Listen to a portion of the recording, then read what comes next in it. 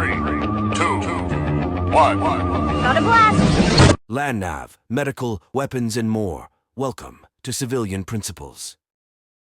Hello everyone and welcome back to another episode of Civilian Principles. My name is Will and today we're going to be discussing firearms for the end. Now before we get started, I just wanted to say thank you to the 975 people who have subscribed to the channel. We have gotten an insane amount of support over the last few months and I can't be more thankful for you guys. So I just want to say I appreciate everyone who continues to tune in, who continues to watch, and who continues to share their knowledge down in the comments. Like, subscribe, and comment. You guys doing those things really helps the algorithm push our videos to a broader audience that may not be able to see this or may benefit from these videos and getting a different thought process out there. So again, thank you, and go ahead and let's get started. So, firearms for the end, right? What does that mean? What does the end mean? It's whatever you want it to mean. It could mean the collapse of society. It could mean the stock market crashing and the world just shitting itself into oblivion. It could mean us being invading. It could mean the end of the United States. You know, whatever it is, it's whatever you want it to be or whatever you make it out to be. So I've compiled a list of firearms I've used over the years. I think the best ones I've at least used over the years that I believe anyone can benefit from. And throughout this video, I'll talk about different price points on the firearms and all the sort of things that kind of encompass it, maybe a little bit of my experiences. Who knows? I don't. When the fuck did we get ice cream? But the first thing we have to take a look at is common calibers, right? You have to look at your common calibers for when shit's getting real stupid and everything is just starting to go wrong and you don't know whether you're going to be able to order something or not, or maybe you have the wrong things.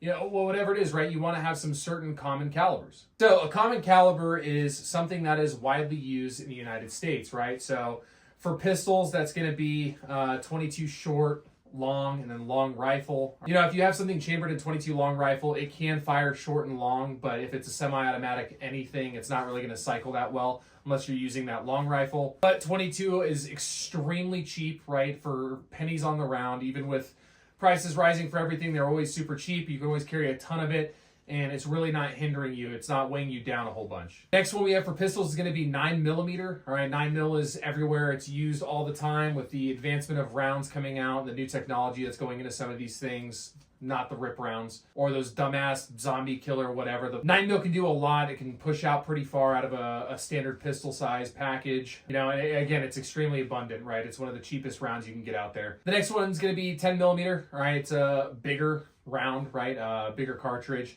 It's got a lot more power behind it. You know, in this list, we do have 40 Smith & Wesson. This is my Glock 40. This is my problem solver right here. Which is essentially just a smaller, I'd say nerfed version of 10mm. But, you know, they're both really good rounds. There's a reason why a ton of pistol manufacturers still make pistols in these calibers. It's because people purchase them. So it's a good thing to think about when you're trying to decide what common caliber to go with. And then the last one is the Lord's Caliber 45 ACP. It's a FUD round. It's a... He's gay, but he has a special connection to classical music. There's many things that are interesting about him. Edgy teen round who's getting into his first, you know, 1911, or maybe it's passed down from something, right? It has won 2 world wars, so back the fuck up, Europe. You can't even comprehend what the fuck we're able to do with that shit. Fuck yeah! So lick my butt and suck on my balls, America. Fuck yeah! But nonetheless, that's anywhere from 5 to 7 common caliber rounds that you can think of, right? And I only say 7 because all the different types of 22. Getting into common rifle rounds, right? We have, again, 22 LR, 22 short, 22 long, right? Same thing as before. It's a semi-automatic. If you're firing 22 long rifle out of it, it'll be fine. It'll cycle. If you start going into those more compact rounds, you're going to have problems cycling, so maybe a bolt action's for you, whatever. Then you have what I believe is the most common rifle cartridge in the United States outside of 22, and that's going to be 223 or 5.56. If you have a 5.56 dedicated weapon or platform, you can shoot 223 out of it. You can get every sort of firearms manufacturer or any sort of ammunition manufacturer. They are going to be making something that's either chambered in 223 5.56, or that company at some point or another has either made or is continuing to make 223 5.56. Again, really great round. The military's been trying to phase it out for a little bit, but there's a reason why they really can, and it's because it works. It works extremely well. I understand we have the new X5 and M5 and all that shit, whatever. That 5.56 is always going to dominate on any battlefield because of everything involved with its ballistics, how much you can get out of a 10.5-inch rifle all the way up to a 22-inch, right? It can do a whole lot. And then a larger caliber that's extremely common as well is 7.62 by 51 or 308, right? It's usually used as a hunting round or as some sort of DMR, sniper, recce, loadout, whatever the fuck you want to call it, right? It's been around for a really long time, and there's a reason. It's because it's proven and it works. No matter what happens, that round is always going to be here, and I feel like it's always going to be the king when it comes to that intermediate cartridge for pushing out to long distances far past where you want to take a 5.56. All right, so breaking into the common pistol caliber rounds, right? I'm actually going to go through and start going through some firearms that I've used over the years and I think would really benefit you and your loved ones from having these to maybe help you hunt, have some sort of defense, maybe engage a foreign enemy or an entity, you know, whatever it is, right? These rounds are here for you. So the first pistol we're going to get into in the pistol caliber series is going to be the Taurus TX22, coming in right at $300, give or take 50 to 100, depending on where you're getting it and what state you live in. Super awesome little 22 pistol, right? It's dirt cheap. You can easily conceal it or pack it into something.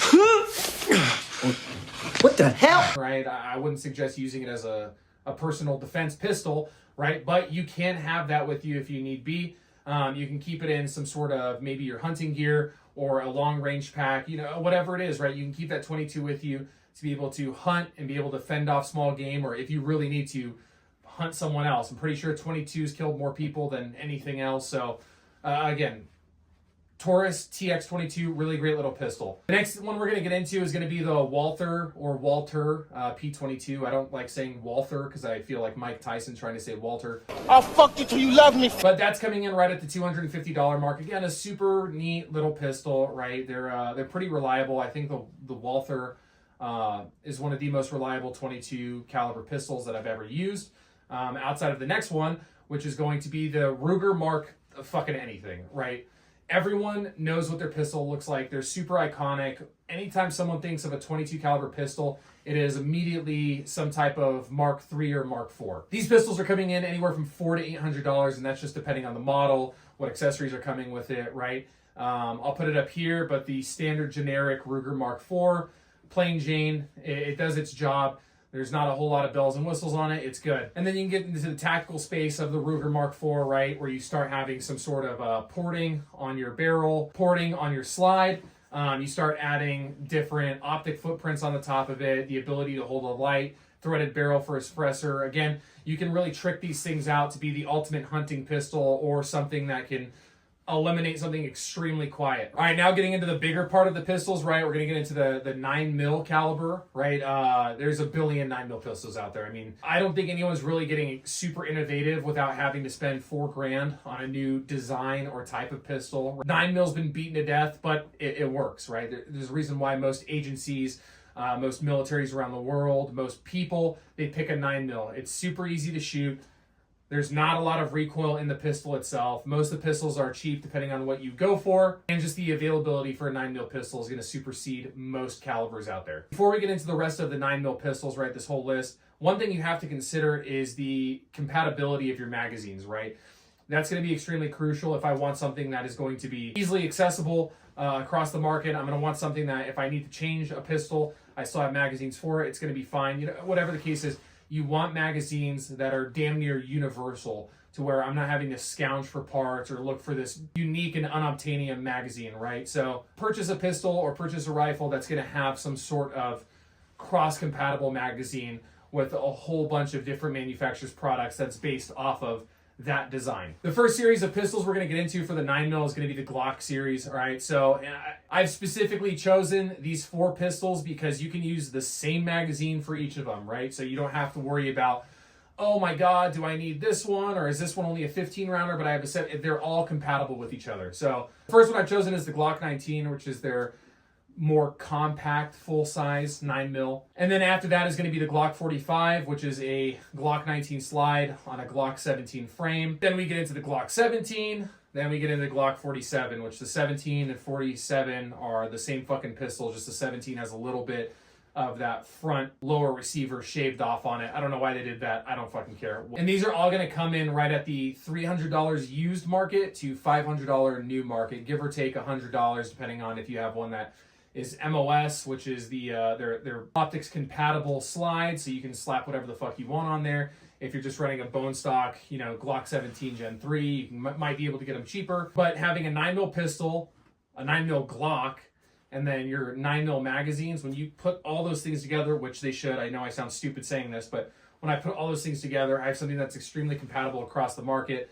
A lot of people are going to have Glocks, and a lot of people are going to have something that's going to take that 17-round magazine. So, again, the whole Glock series of everything, super affordable, super reliable, and it's just a Glock. I mean, who doesn't like a Glock? Now, before people hop in and, like, really just shove their dick down my fucking throat, I'm not including, like, the 43s and all the, like, super compact. I'm not counting those in because those aren't really compatible with the rest of the Glock market, right? Whether it's a Dagger or whatever, Shadow Systems MR 920. I'm sticking to base model Glocks here because, again, that 9mm platform, as long as I have that 17-round magazine, it'll fit into anything that's double stack Glock 9mm compatible. Next is going to be for my co-host Outrunner, because I do like CZ pistols. I don't like to admit to him that I like them, but I do like them. You're going to have two right here, right, which I think are probably the most common CZ pistols that are out there. The first one's going to be the CZ P07. That's coming in at $480. That's what I feel like is their take on Glock, except it's a hammer-fired pistol. Aftermarket support is pretty good for the P07 and P09 series. The only thing is their magazines are going to be a little more expensive, but again, they're still out there. There's still a ton of them, so you won't really have a problem finding that. And then the other one I see the most when it comes to the CZ platforms, outside of like the Shadow and all that shit, is going to be the SP01, which looks like this. It's more of the classic 75 look of the CZ series, and I know how they have newer versions of the SP01 or more modernized, right? Again, really good pistols. Those things run, they can run into the ground. You don't have a problem with it. The CZs I have fired, I never really had any sort of failure to anything on them. So from my firsthand experience, I believe in them. Outrunner believes in them, and the people I do know that carry CZs or use them for competition, they love them because they don't go down. The SIG P320 series, and I'm going to say two pistols right now in particular. The M17 and the M18 commemorative editions, right? I'm saying commemorative because it's not the actual issued ones. It's not a normal P320. It was them releasing these things that is not 100% up to the mil spec, which is just dog shit standards they have, but it's not the P320 side of things where it's just extremely generic. It's not that good, right? I had a discussion with someone in our Discord, and we were talking about how the M17 and M18 commemoratives are like the most reliable P320s outside of the fucking X5 Legions where you're spending like $1,000, $2,000, all that nonsense, right? The M17 and M18s will work. I've had both. I enjoyed them. I don't like them as much as I do a Glock. I think it's just because I've grown up on Glocks, and that's just how it's going to be forever, but they are really good pistols. I purchased both of mine used right at the $400-ish mark with a bunch of magazines. It came with the big SIG case, whatever. Brand new, I see them go from $500 to $600 new. So take it for what you will. The only thing is the magazines do start to pick up in price. I want to say like $30 to $40 for a standard 17-round magazine. And then if you get the 21-round magazine, it starts to get to the $50 to $60 mark. So just be cautious if magazine price is going to be something that you don't want to look out for and you want it to be extremely cheap. Maybe the SIG isn't for you. Now, before people start going, oh, staccato, oh, Nighthawk. All right, I'm not including those. One, because I have used them. I did like them, but their price point is just way above and beyond. And there's a billion different YouTube channels that have gone over them and beat them to death. If you want good in-depth reviews on the really expensive double stack 9mm 1911 platform, go to 1911 Syndicate. I really enjoy their content, and their name is 1911 Syndicate. Their whole thing is 1911s and everything that looks or sounds like a 1911. So if you want really in-depth reviews, go over there. But the first double stack 9mm 1911 I'm going to talk about is the Rock Island Armory Buck-Tac Ultra FS HC. I don't know, it's got a ridiculous name, but it's Rock Island. They're a give and take, right? You can either throw a coin one way and it's going to be the best pistol ever. You throw it the other way and it doesn't want to fucking fire. But when I had my TAC Ultra, I actually really enjoyed it. It is a heavy bitch, don't get me wrong. If you think you're going to appendix carry this thing and not have some sort of rigid belt, you're just dead in the water. But it's a full steel design, really nice. The magazines are expensive. Again, with 2011s, most magazines are going to be really out there. But I never had a single failure to eject, failure to feed, or failure to anything with that pistol, right? The magazines would lock back every single time. I didn't have them randomly drop out like the fucking Prodigy. So yeah, like I really like it. That's coming in right at that $600 mark. I think I've seen them go for $750, and I saw a few going for $500 at a local gun store. But if you can find one and you want to kind of start getting into the world of 2011s, I guess you could say, I think it's a good start, and you're not breaking the bank. It's a little more than a Glock. The only thing is you will have to pay someone to get it optics cut. So just consider that when you're thinking about what kind of pistol you want for this. The next one is going to be the TSAS 1911 Duty Double Stack, right? This thing is kind of like punching a hole in the ozone of 1911s and double stack 9mm and all that shit. It's a really good pistol. You can watch all the reviews on it. I know there are paid shills out there. I understand. I really like the ones that I was shooting. I got to put about 700 rounds on one of my buddies, and that thing was pretty smooth. It wasn't, staccato where you can fucking, air rack it, but really smooth. It shoots really flat. The aftermarket support's there. I mean, you can put it in any sort of 1911 holster or anything that's 9mm 1911, whatever your heart desires. They have a bunch of different barrel lengths for that, but that one again is going to be coming in right at that $750 mark. So this one's not breaking the bank as well. It's going to cost as much as like 2 of PSA's cheapest rifles. So I would definitely think if you want something that's going to be pretty reliable, you don't want to cheap out really on that Rock Island, which again, I'm not saying it's cheaping out because it's a bad product. I'm saying cheaping out because it is cheaper. I think it would be a good step in the direction of that double stack 1911. And the last one in the 9mm series is going to be the Stealth Arms Platypus. A platypus? Parry the platypus! I think this is better than any staccato I have ever shot. I really want to get my hands on one, but it's like a fucking 14 to 23 week turnaround for them. I know it's going to turn a lot of people off. It's like, well, it takes too long to get to me. I understand. Trust me, I'm in the same boat, but they are hand making these things. The attention to detail is perfect. You can customize every single thing. I'm telling you, every single letter on every single thing, you can customize the color, what sort of serration it has. I mean, it's unbelievable what they're able to do. You feel like you're building a gun in ground branch or COD or whatever. Like, whatever your idea of a 1911 9mm is, it's this. This one's coming in at $1,400. It's $1,200 to $1,400 at the base model, like a generic, here's the Stealth Arms Platypus, go for it. And you can really trick these things out. I think the most expensive one I've seen is like $2,100 with everything on it. But the thing that makes it great is, one, it's an all steel frame. And then two, it takes Glock mags. It takes the 17 round Glock mags. So you're not having the inconvenience of staccato, like $80 magazines, right? You can get the fucking cheap Magpul ones if you want. You get the extended 20 to 25 round magazines. You can throw a 17 rounder in there with one of the Terran Tactical base plates. Whatever it is, right? That alone is like the biggest selling point for the Platypus. And then the fact that the customer service is great and then the pistol shoots really fucking well. I think it's personally the best double stack 9mm 1911 that's on the market. Now getting into 10mm, I haven't really shot a whole ton of 10mm anything. I had a few 10mm at one point in time. I didn't really bother putting a whole lot of rounds through them, but I have a lot of buddies that swear up and down by 10mm, and great for them. They're slightly acoustic, but I do think 10mm is an extremely, one, common round, but two, it's a really effective round. So the first pistol we're gonna get into is the Glock 20 or the Glock 20 SF. All right, you're gonna see a pattern with the Glocks throughout this entire series because Glock has really cornered the market when it comes to used pistols.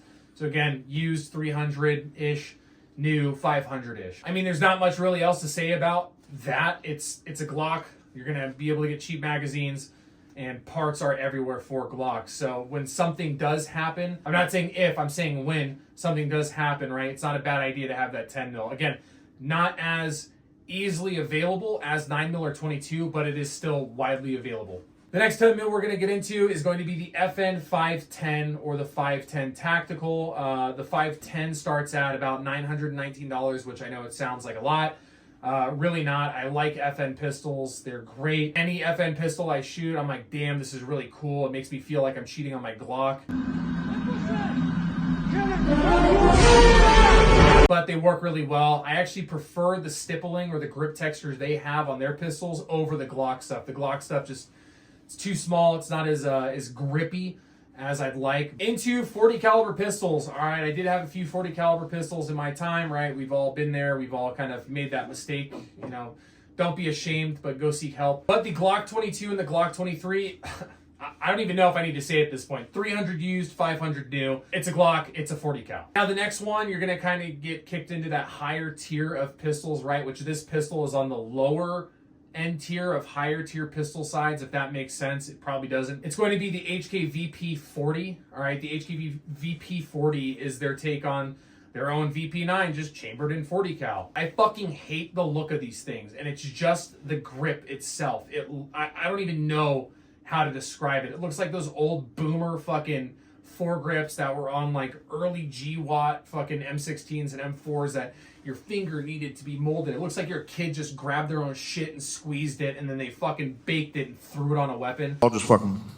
I hate that look. It looks fucking stupid. But it's an HK. They work really well. They actually work phenomenally.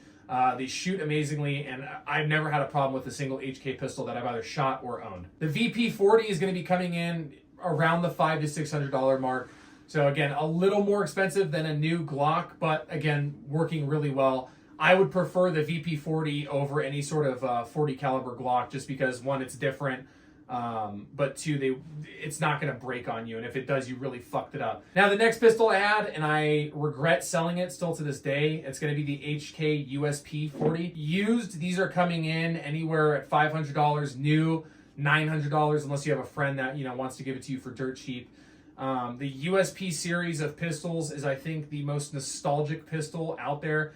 It's used by every bad guy, every cool British SAS dude in movies. You know, wherever you can see it, it's either going to be a 9mm variant, a 40, or a 45. Their only like downside to anything USP is really just how you put a light on the pistol. It's a really outdated system. I wish they would kind of update it and revamp the USP series of stuff just so you can put a Surefire or Streamlight without needing an adapter. Whatever. I'm going to hop off my soapbox.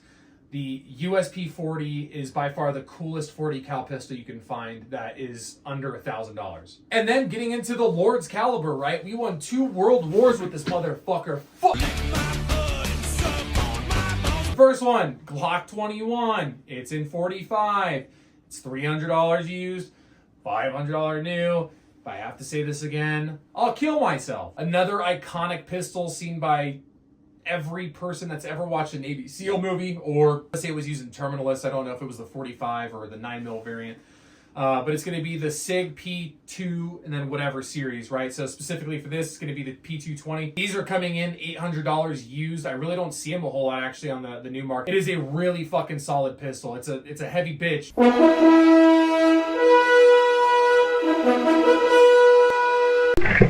They will probably outlive you, these fucking pistols, right? These are awesome. That $800 price point is really cool for a piece of history. So if you're looking for something in the 45 caliber and you want a SIG because you're a SIGger. Oh!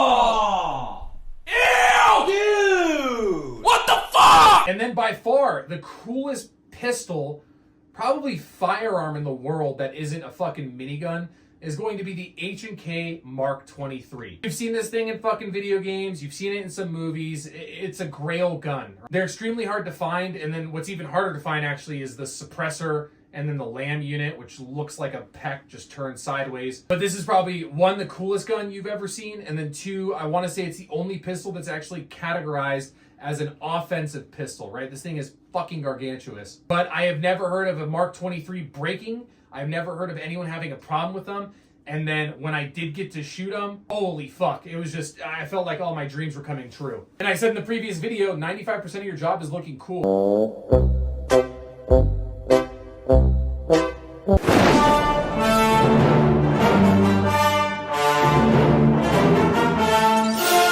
So if you got this Mark 23, you've already fucking won. You can call yourself whatever spy name you want to. You have won if you have the Mark 23. These ones, the lowest end I could realistically see them being sold for, everywhere I've been scavenging online, or the 2 guys I know that actually had them and sold them off, was right around the $2,200 mark, and that is very low for these fucking things. You add the LAM and the suppressor to that, fucking remortgage your house at that point. There's no chance you are getting one for like sub $4,000. On to rifles. This one's probably not going to be as in-depth because we've talked about rifles before. We've brought it up on the podcast. Rifles have been beat to death when it comes to tactical immunity. But there's a good reason. It's because people should know how they work. Again, going back into the first common caliber, it's going to be the 22, right? I think the most common 22 rifle you are ever going to find out there is going to be the Ruger 1022. $350 new. You really can't beat that price point and the reliability of these 1022s. On top of that, they are pretty accurate for a 22, and you have a billion different chassis you can add on to this. They take a slew of different magazines. Again, a 22 out of a longer barrel like the 1022 compared to a pistol, it's going to be far more accurate than obviously a pistol is, but they're always extremely lightweight. I think they're really cool, and I think more people should own them. Another 22 that it's actually really funny that these things are so fucking cheap.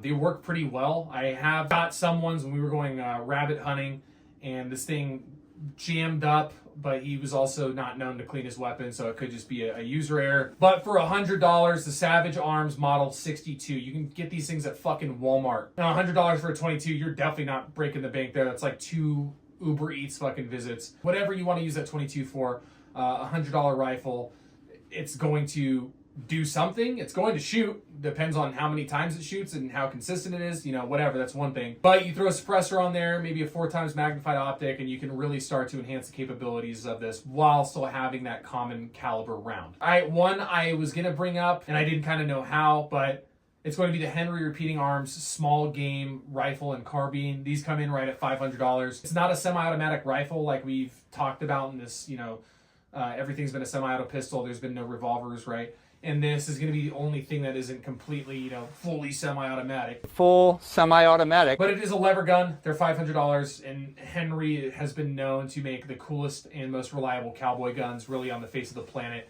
for as long as they have. There have been people that were better than them that have come and gone, right? But Henry consistently over time has been pumping out a really good product, at least I believe. And then the last piece of 22, which will lead into the next subject or category we're going to cover, is going to be the CMMG 22LR AR conversion kit. These come in right at $250. The great thing about this, you don't need to buy a whole other rifle, all right?